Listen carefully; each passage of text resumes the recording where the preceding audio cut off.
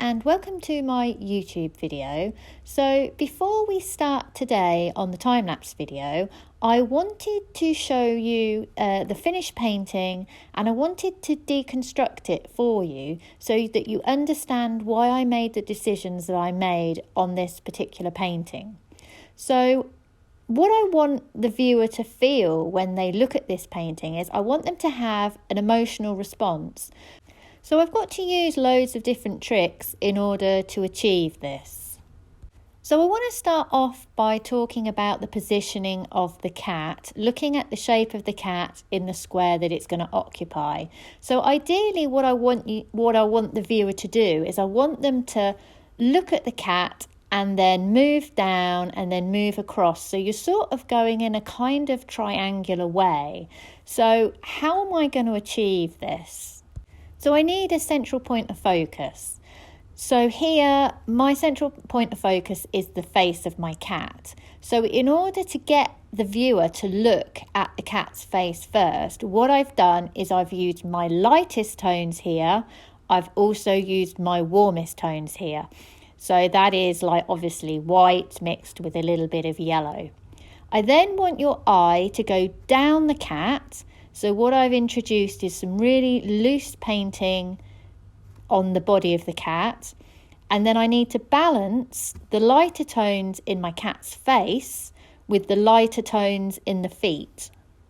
I then want your eye to go across to the right, hence the pencil line that I've drawn, and it gives a sense of the floor that the cat is sitting on. So it's like a dual purpose there.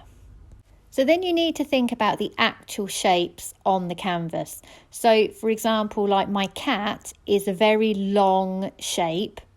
And so how am I going to integrate this shape into my square picture? So here, because I'm doing a square painting, I've decided to stick with a compositional square. So what I've done is I've balanced the cat with shifting colour harmonies on the right. So notice that block of cool grey, and I've added the dark grey to the left side of the cat to try and balance out the darks in its body.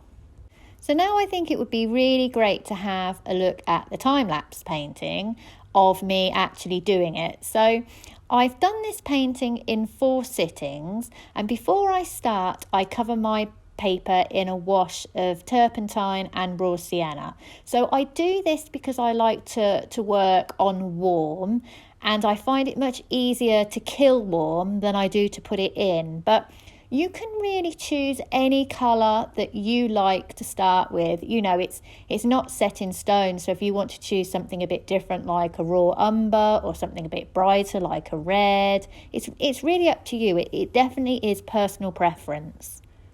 So in the first 2 layers, I'm just trying to get really close to what I think my tonal values and my correct temperatures are.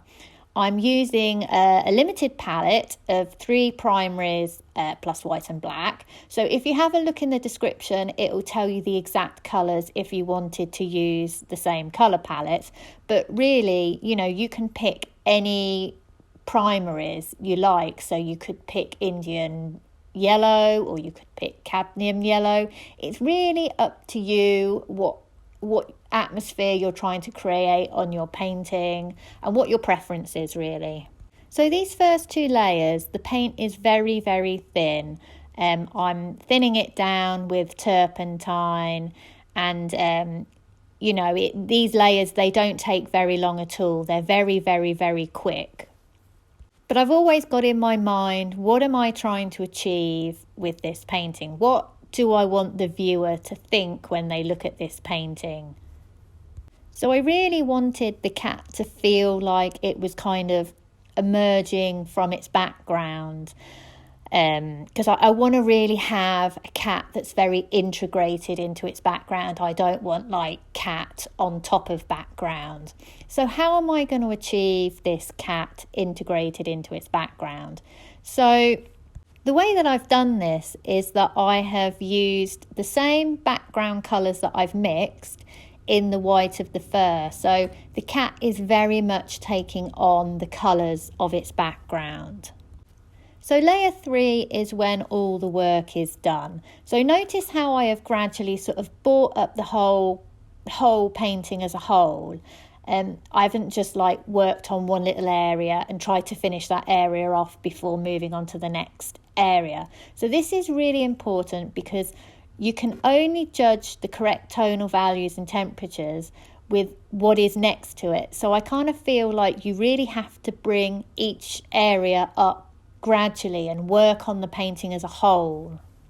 So the third layer is where I'll use my linseed oil. I won't use any other solvent at all, but a word of caution with linseed oil: don't use too much. Be very, very sparing with it, because you can lose control of a picture very quickly by whacking in too much. You really need to know what you're doing if you're going in heavy with the linseed oil.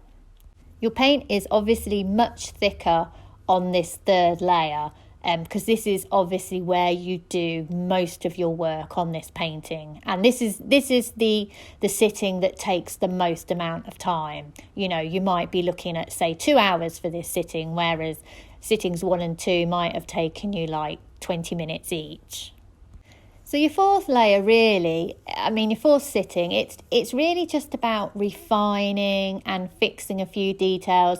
Again, like this sitting, it might take me like 20 minutes. It might just be a case of, fixing a little bit on the nose, or I haven't put enough warmth under the chin, or it's really tiny little details that, you're going in maybe with a small brush. It's nothing major. I mean, sometimes I haven't got it right in my third layer, and I have to like sit and do a longer fourth layer, but very rarely. Fourth layers should just be about fixing and refining. So I just wanted to go back now to the original diagram that we had at the start of this video and show you how I have used temperature to create this lovely atmosphere that I've got going on in this painting. So if you were to turn this painting into black and white, you would probably notice that the tonal values, they're all very near to each other, obviously apart from that, like the dark areas of the cat, but it's a very mid-tone painting. So the way I have tried to get really lovely atmosphere into this painting is to shift between warm and cool. And I just wanted to show you on this diagram, just by labelling it individually, so you can see the conscious decisions that I've made with the shifts in the temperature on this picture.